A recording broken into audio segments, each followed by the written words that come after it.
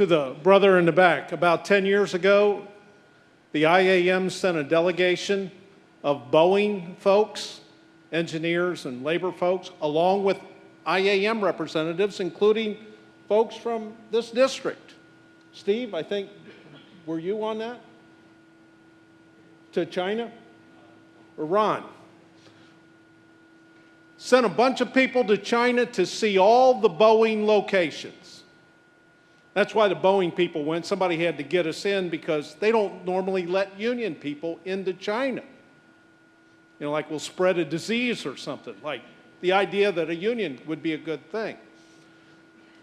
We saw what Boeing was doing in China. We told them, you better watch, you're teaching them how to be your competitor. Boeing said, they'll never catch up to us in 30 years. Guess what? They're coming out with a plane now. It's going to market. It's going into production. It looks just like a 737. Imagine that. And they've got a wide body getting ready to be launched. I think they've done the initial flight. They look like our planes. They're built like, as a matter of fact, some of those components are built on our tooling with our brass tag still stuck to them.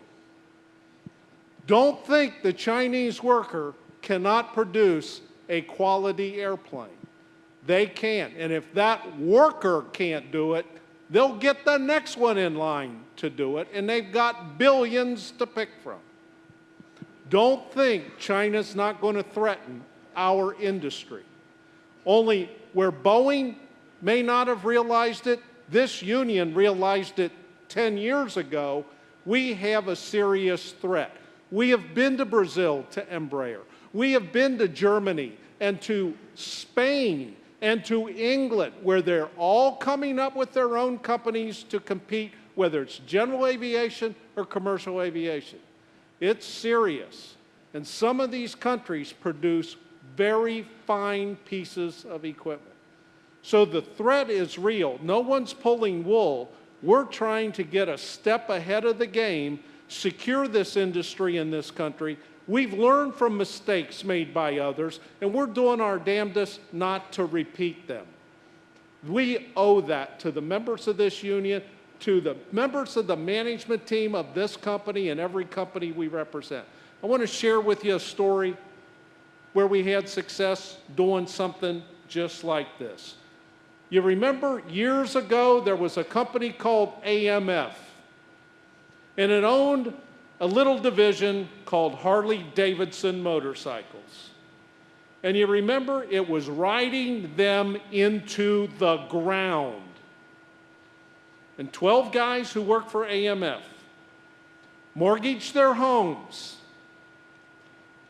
their wives, their kids, the family dog, the car, whatever they could to come up with enough money to wrestle away that Harley-Davidson brand from AMF. And then they came and they sat down with your union and said, here's what we've done. We've got real skin in the game. We're hocked up to our eyeballs. We stand to lose everything. Can you help us figure out how we turn Harley-Davidson around?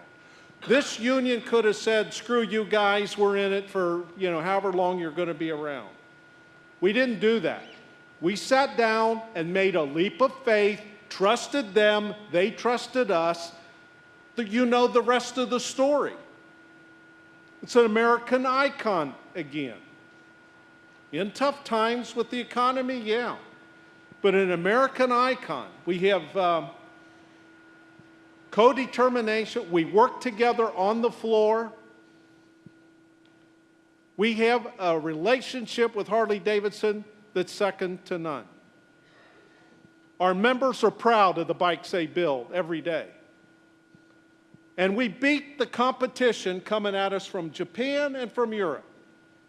Honda, Kawasaki, Suzuki, BMW, Augusta, all produce great bikes. And Harley-Davidson, no one can touch Harley-Davidson today because they're made by with the finest quality by the best bike makers. Because we found out trusting one another got us to the point they couldn't outcompete us.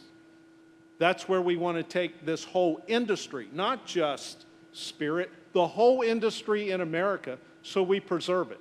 I don't want to go to my grave saying, I had a chance one day, our union had a chance one day to do something that made a difference for a whole lot of people, and we chose to do nothing. Okay? Doing something is always better than doing nothing.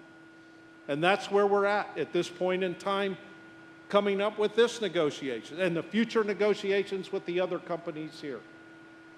So, brother, it's a great question you asked, but there's no wool here. It's as clear as day what's happening around the world.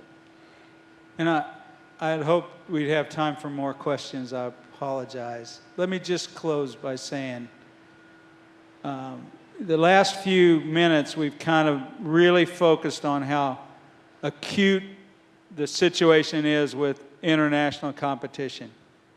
But I don't want you to go out of here scared of being able to compete in that environment. Let me tell you, Spirit is a good company. Spirit has good recognition in the marketplace, good brand. The people who build the airplanes that are our customers, they trust us to do a good job. They know they get good quality from us. They know if we make mistakes, we'll correct it and fix it. Since we have become Spirit, we have gained business. And we've gained it from the Europeans. We've gained it from the military. We've gained additional business from Boeing. So we have gained business. And we are so fortunate. We're fortunate because we have this great company, this great workforce, this great capability, and a good, solid book of business. We have the opportunity to change ourselves, to work together to assure the future before we're on the edge of the cliff about to fall off. And that's what we've been talking about. We can see it coming. We know there's tough competition out there, but we don't think it's competition we can't beat if we'll do it together. And that's really been the message. Tom knows that. Tom and I have been acquaintances, like he said, for a number of years. I think I first met him in 1988 or 9. We've been much closer in the last 5 years as we've worked our way through Spirit and what Spirit's trying to become and how the IAM's an important part of that. So I appreciate, Tom, you coming. I appreciate your friendship and your partnership. And Dick, what a great board member you are. Really appreciate you. He really is a voice of reason, and he understands lots of things, certainly the perspective of labor, but the perspective of international business as well, and what it takes to compete. So I'm surrounded by people who can help us all be successful. And we're in a great place, you guys. We just need to make it better, and we can do that together. Thanks to the negotiating teams. These are the ones that have the really hard work to do. And we're all going to support them and get to the other side of this with a partnership that works for all of us long term. So thanks for being here, and to my special guests, thank you.